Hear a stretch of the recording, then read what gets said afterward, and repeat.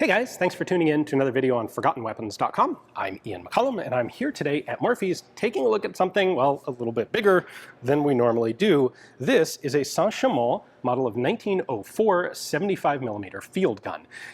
And while it is not the classic French 75, it is actually a gun with a lot of cool historical elements to it. So just to start off with, the design brief for this gun, the basic overall concept, comes from none other than Manual Mondragon.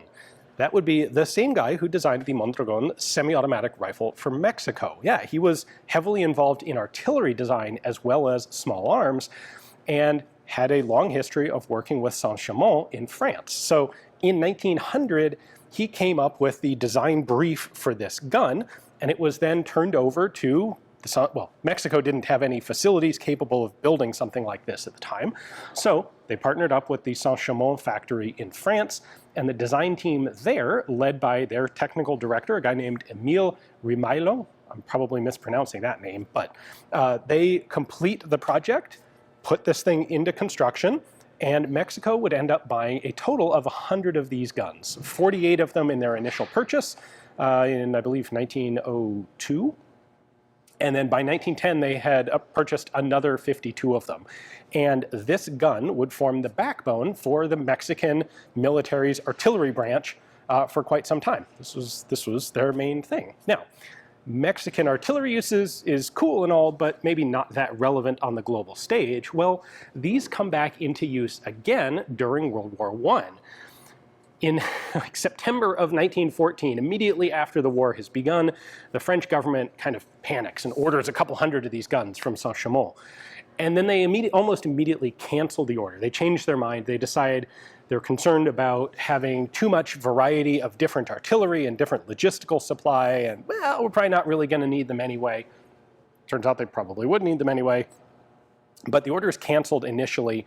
The guns are then reordered in 1915 as kind of a, well, okay, we kind of got it wrong. Sorry for pulling the rug out from under you on that first order. Tell you what, give us 200 of these guns and we'll put them into service, with the single modification that they had to be capable of firing the same ammunition as the Model 1897s. That is the classic French 75 artillery piece.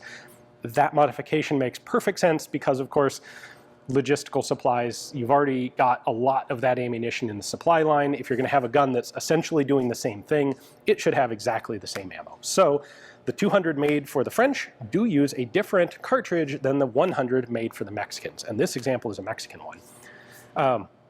These end up, however, not seeing that much service, not seeing lengthy service on the front lines in World War I, because as it turns out, the recoil system on this thing just really isn't up to the really heavy firing schedule, the essentially constant bombardments that they were used for in World War I on the front lines.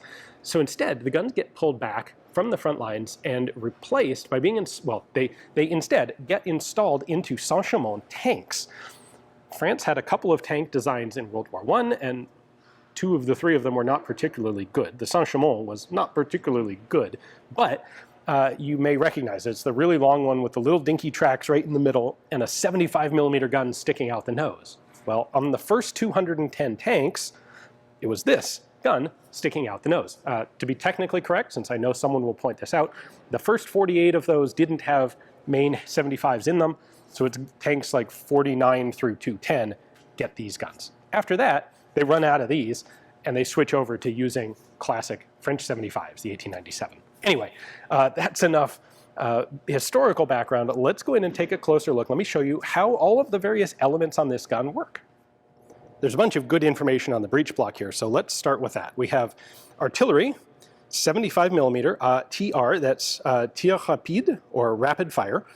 VP, I don't remember the exact abbreviation there, but that's for weight, because this whole gun weighs 1,810 kilograms.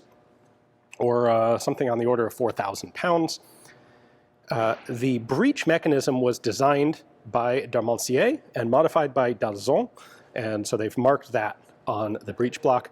And the whole gun is manufactured by St Chamond, and it is made in 1904. Mechanically, this is what would be called a screw breech gun. It doesn't have a vertically traveling, sliding breech block. It's instead got a round interrupted thread breech that goes in and rotates. And if I depress the handle, the button here, pull the handle back, I can open it up. And you cannot actually see this breech plug rotate because, well, it does that once it goes in.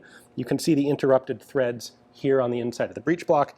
This matches up with them. Once it fits in like this, and then rotating the handle here locks those interrupted threads in place. Now, inside this breech, there is also an extractor right here. So when I open the breech block up, that's going to kick this extractor out, which will pop the case out. So when you're operating this thing, you have this initial rotation here that unlocks the breech. Then you have the whole travel of the breech block all the way until that point right there. That's when the extractor kicks open. So this gives you a lot of time to swing that open, get some momentum so that if the case is sticky, you'll have enough energy to kick that thing out. By the way, I think you can also see the firing pin hole there. This is an example of the shell case that this thing fires, and this particular one, see if we can get that visible there. This is marked St Chamond, 1912, and it has a little MR, which is, or an RM, which is República Mexicana. So this is one of the Mexican cases. There were two main types of ammunition that were used in the gun. They had shrapnel and they had high explosive. The shrapnel was a 7¼ kilo shell, or just under 16 pounds. The high explosive was a little lighter, 5½ kilos, or about 12 pounds. Muzzle velocity on this was about 500 meters per second, which translates to about 1,650 feet per second. And it is a rapid fire gun. So you would take your full self-contained shell case, slide it in there. You slide it all the way in, which I'm not going to do because I don't want to get one stuck in there unintentionally. You would then close the breech block, lock it in place.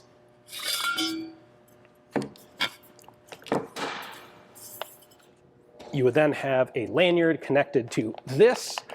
You can see that bringing up the hammer back here.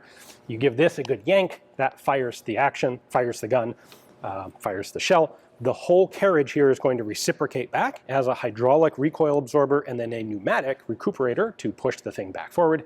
And then after it's fired and recuperated, you pop the breech open and repeat the whole process. And this is capable of firing 15 to 18 rounds per minute with a trained crew. So 3 to 4 seconds per shot.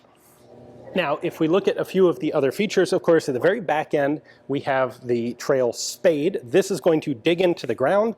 You'll want to emplace this pretty effectively before you start shooting the gun. Otherwise, it'll move a bit on the first couple of shots. But once this has dug itself into the ground, this will keep the gun quite stable so that you don't have to deal with re-leveling it after every shot.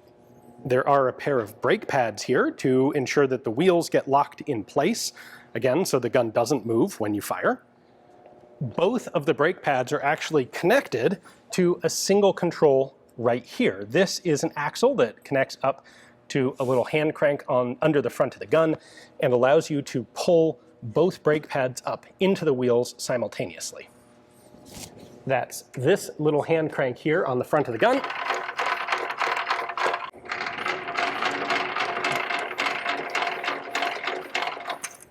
And there we go, we've got the brakes locked.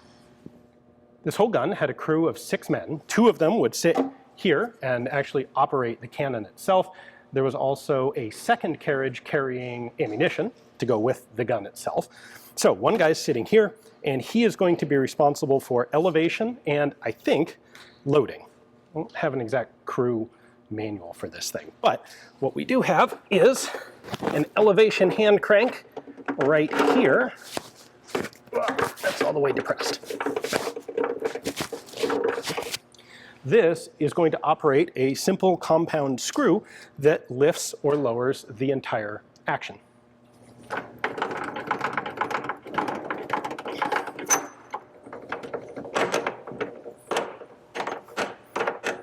The loader, I'm going to call him here on the right side of the gun, also has this handy little gauge that tells him exactly what the range is as the gun pivots up and down. So this goes out to 5,000 meters. And it means that as long as you've leveled the gun properly, basic aiming, all like It's a basic BDC cam on the gun. Of course, we do have an armored shield on the front of the gun to protect the crew here, and there's a bottom section that's folded up right now for transit, but I can pull a little release tab and drop it down.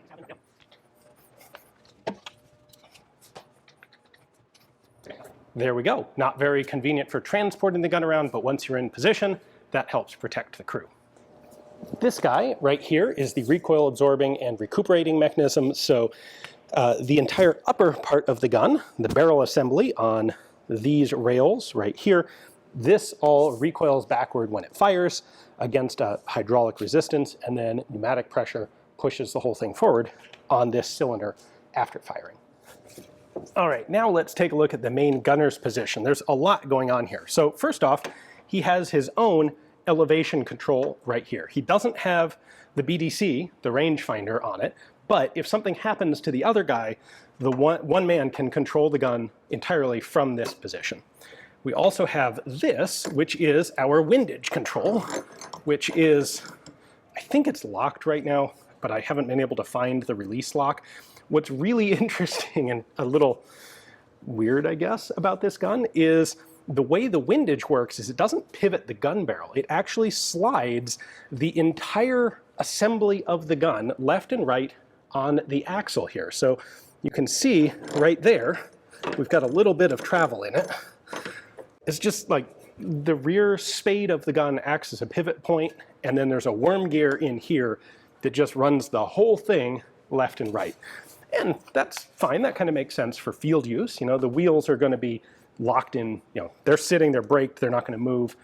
Yeah, that's a reasonable solution. Where this gets really goofy is when you think about the fact that in 1916, France starts putting these into tanks, and they don't modify any of that mechanism. They basically take this whole thing, pop the wheels off, and bolt it whole hog into the tank. And they did the same thing with the later Model 1897 French 75s. We've actually got some pictures of what the inside of the nose of that St Chamond tank looks like, and it's pretty jerry-rigged, if I'm going to be honest with you. The idea that they would keep this, I guess it makes sense to keep this mechanism because it's already there, it's already built. You know, you're spending enough time building these things, and you need the tanks yesterday, so I guess leave it alone. But man, it's a goofy system. Now, the gunner also has this optical sight, which allows him to sight the gun. There's a bubble level here, and he can actually rotate this sight to level it side to side in case the gun's not perfectly level. He then has this adjustment, which allows him to rotate the sight side to side and have an exact measurement of how far he's rotating it. And then he's also got this control. I can pull this out and rotate it. And I know this is a sight for the gun. There's another bubble level here to make sure everything's square and level. I am not enough, well, I'm not a trained artilleryman at all. I don't know exactly how this all works. It says up here, each division represents an angle of 2 milliem, which I think is milliradians. I can move this. I've got this adjustment, but I don't have a training manual for this, and I don't know exactly what you do with this. What I know is this and the optical sight allow you to calculate firing solutions for the gun. Also, you see that little tiny pyramidal nub on the front of the barrel casing? That's actually the front iron sight. And back here, we have a rear iron sight so that in absolute extremis, you can aim the thing with the iron sights right down the barrel. All right, there's one other really cool thing here that comes with this gun, and that is a fuse setting machine. So, a gun like this, you're going to be able to set the fuse on the shell to explode at a given time, and this machine is set up to allow you to set them for either a time delay from 1 to 18 seconds of flight time, or a range from either 500 meters, well, from 500 meters out to 6,000 meters. So what you would do is use the hand crank on this side to set the desired time. You then put a shell into this, one or the other, depending on whether you're trying to set for range or set for time. You would then hand crank it, lift this up, and you can see we are rotating the inner connection there. that is going to rotate the fuse. And I don't know the exact details of how to use this machine, but I know what it's for. It's for setting fuses, and that's really cool. This is one of those accessories that you just never see surviving with a weapon like this artillery piece. These guns do their job in World War I, in French tanks, and then of course in the 1920s, 1930s in Europe, there's better, more modern artillery put into service. And you might think that this wouldn't have any further real use after a couple of world wars. Well, it sort of did. Mexico still had these guns lying around after World War II, and they ended up selling 32 of them to the nascent state of Israel, where they were used in Israel's initial War of Independence in 1948. So there's actually 3 of these guns that survive in museums in Israel today, which is pretty cool. The surviving ones are pretty much a couple that come up from Mexico into the US, like this one, and those couple in Israel, and I think there are 1 or 2 of them in France still, but they're globally a pretty darn rare field piece. So hopefully you guys enjoyed this video. I think there's just a tremendous amount of cool stuff going on with this particular gun, with the Mexican design origins and the French tank use, and way more interesting than I think most people would expect just from taking a glance at it. So anyway, big thanks to Morphy's for giving me access to film this guy here for you guys. If I had more space in my front yard, I might be interested in this thing myself, but I don't think it's quite practical for me. So perhaps someone else. Hopefully you enjoyed the video. Thanks for watching.